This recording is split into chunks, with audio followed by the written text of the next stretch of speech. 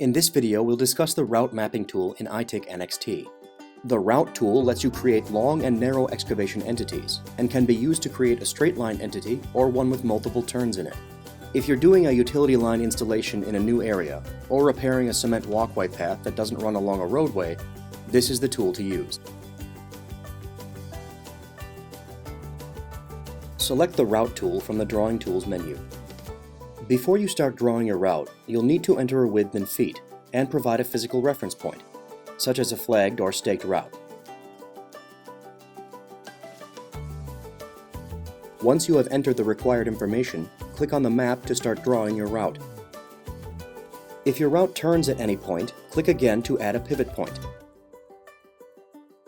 Continue clicking until you reach the end of your route. Double-click the final point to finish drawing. The route should now match the width you entered previously.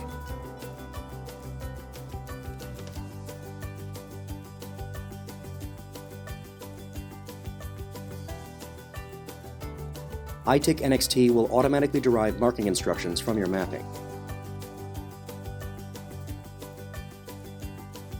Thanks for watching.